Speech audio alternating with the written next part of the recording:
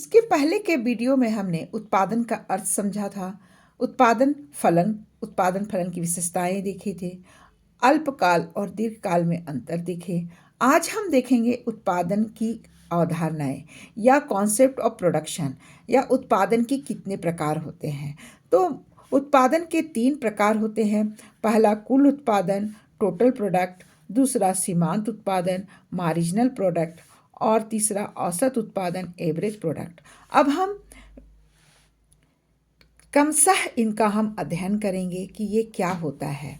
कुल उत्पादन किसी एक निश्चित समयावधि में उत्पत्ति के साधनों का प्रयोग करके उत्पादित की गई वस्तुओं और सेवाओं की कुल मात्रा को कुल उत्पादन अर्थात टीपी कहा जाता है। Total product is the total amount of goods and services produced in a given period by using various factor of production। अगर हम इसे फॉर्मूला के रूप में देखेंगे तो हमारा फॉर्मूला होता है टीपी बराबर समेसन एम पी, या दूसरे रूप में हम इसे लिख सकते हैं टीपी बराबर A P into L. A P अर्थात average product, L into labour, जहाँ एल है साधन की इकाई या यूनिट ऑफ फैक्टर को दिखलाया गया है।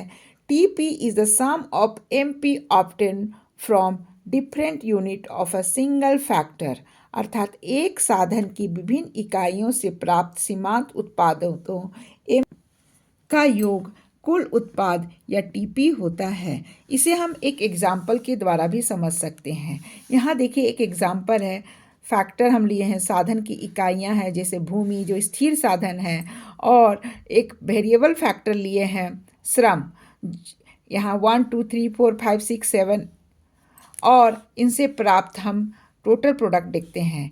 पहला इकाई जब है तो हमारी टोटल प्रोडक्ट 40 हो रही है, दूसरा है तो 90 हो रही है, तीसरा 130, और ये क्रमशः बढ़ रही है। एक सीमा के बाद यह घटना भी शुरू हो जा रही है। यहाँ पर देखिए ये स्थिर है, कांस्टेंट है, और उसके बाद घटना शुरू हो जा रही है। अर्थात एक सीमा के बाद जब हम किसी साधन की अधिक इकाइयों का प्रयोग करते हैं तो इसकी उपयोगिता घटने लगती है। ये हमारी सीमांत उपयोगिता ह्रास नियम की मान्यता पर भी आधारित होती है। देखिए यहाँ पर बढ़ती हुई दर से बढ़ रही है, फिर यहाँ कांस्टेंट हो गई, फिर यहाँ वह घटने लगी। अगर हम टीपी को उस डाटा से वक्र बना के दिखाते हैं तो हमें इस तरह का एक वक्र प्राप्त होता है। इसमें हम वाई एक्सिस पर टोटल प्रोडक्ट को दिखलाए हैं और एक्स एक्सिस पर जो लेबर है वेरिएबल फैक्टर उसको और वैल्यू पुट करते हैं, तो हमने क्रमशः इस तरह का एक वक्र प्राप्त होता है, टीपी वक्र। अब हम मार्जिनल प्रोडक्ट देखेंगे। मार्जिनल प्रोडक्ट अर्थात सीमांत उत्पादन, जिसे हम शॉर्टकट में एमपी कहते हैं, किसी परिवर्तनशील साधन की एक अतिरिक्त इकाई का या एक कम इकाई का प्रयोग करने से कुल उत्पाद या टीपी में जो अंतर आता है उसे उस इकाई का सीमांत उत्पाद या एमपी कहते हैं। Marginal product is the change total product due to applying one more or less unit of variable factor। अगर हम इसे फॉर्मूला के रूप में दिखलाएं तो हम यहाँ लिख सकते हैं एम पी एन बराबर T P N minus T P N minus 1। अब हम यहाँ देखेंगे कि ये टी पी एन क्या है, टी पी एन माइनस 1 क्या है और टी पी एन क्या है, एम पी एन क्या है। तो एम पी एन हमारी होती है 9वीं इकाई की सीमांत उत्पाद या marginal product of nth item, यानी कि जिस इकाई का हम निकाल रहे हैं उसके सीमांत उत्पाद को nth आइटम कहा गया है। नेक्स्ट है टी पी एन बराबर n इकाइयों का कुल उत्पाद, T P of n units, और T P N minus 1, N minus 1 का अर्थ है इकाइयों का कुल उत्पाद, यानी टी पी और उसके पहले वाला को जो है उससे हम निकालते हैं। अगर हम इसका वैकल्पिक फॉर्मूला देखेंगे तो एक फॉर्मूला हमारा यह भी होता है एम पी बराबर delta T P by delta L. यहाँ इस तरह हम एम पी का 2 फॉर्मूला पाते हैं, एम पी एन बराबर T P N minus T P N minus 1 और एम पी बराबर delta T P by delta L. Delta TP का अर्थ है कुल उत्पादन में परिवर्तन, चेंज इन टीपी, और डेल्टा एल का अर्थ है परिवर्तनशील साधन की इकाइयों में परिवर्तन, चेंज इन वेरिएबल फैक्टर। अब हम इस सीमांत उत्पादन को एक डाटा से भी समझ सकते हैं। ये हमारा स्थिर साधन है, ये वेरिएबल साधन है और ये टीपी निकला था। अब हमारा फॉर्मूला से हम इसको निकाले हैं। पहली इकाई 0 है, इस पहली इकाई का जो है सीमांत उत्पादन 0 इकाई की सीमांत उत्पादन टोटल उत्पादन 0 है, इसलिए एमपी भी उसका कुछ नहीं हुआ है। अब पहली इकाई जो है वेरिएबल साधन का, उसकी टीपी 40 है और एमपी भी 40 है, क्योंकि हमारा फॉर्मूला होता है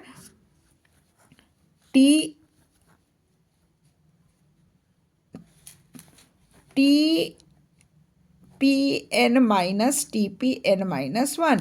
तो ये TPN जो है ये इस इकाई का हो गया और TPN माइनस यानी इसके पहले वाला का हो गया।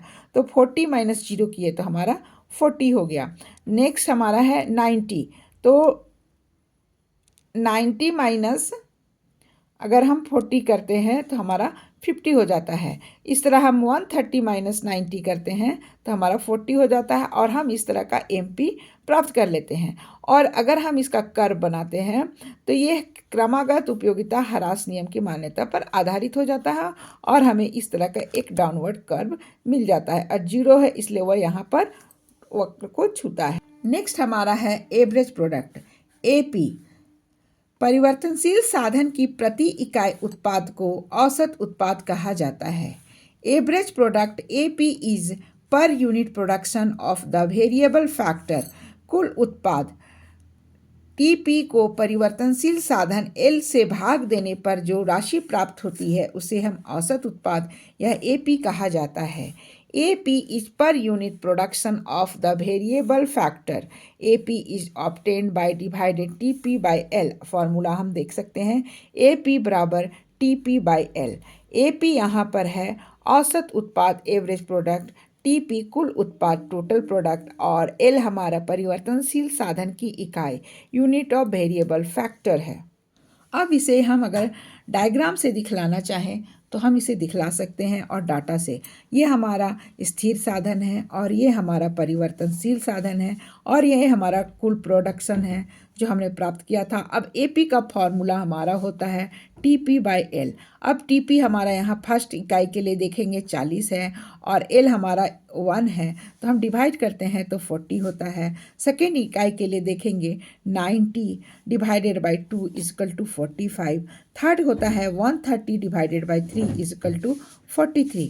इस तरह का हम अगर इस तरह का प्राप्त करते हैं तो ये हमें एवरेज प्रोडक्ट मिलता है। और अगर हम इसका कर्व बनाते हैं तो ये भी हमारा डाउनवर्ड ही जाएगा, लेकिन यह कभी भी नेगेटिव नहीं होगा एपी का वक्र, और ये हमेशा पॉजिटिव ही होगा, पॉइंट पे चला जाएगा, लेकिन ये हमारा कभी भी नेगेटिव नहीं होगा। इस तरह हमने प्रोडक्शन के 3 प्रकार देखे आज, टीपी, एमपी और एपी, और तीनों के फॉर्मूला। अगर हम क्लास 12 की बात करें तो क्लास 12 के लिए इसमें से न्यूमेरिकल आता है निकालने के लिए। टीपी दिया हुआ रहेगा तो एमपी निकालना रहेगा, एपी निकालना रहेगा। अगर एमपी दिया हुआ रहा है तो टीपी एपी निकालना होगा।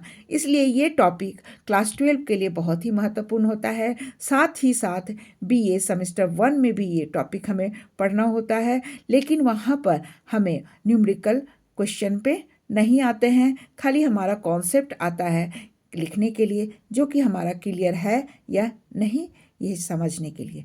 Thank you for watching my video. Please like and subscribe. Have a good day.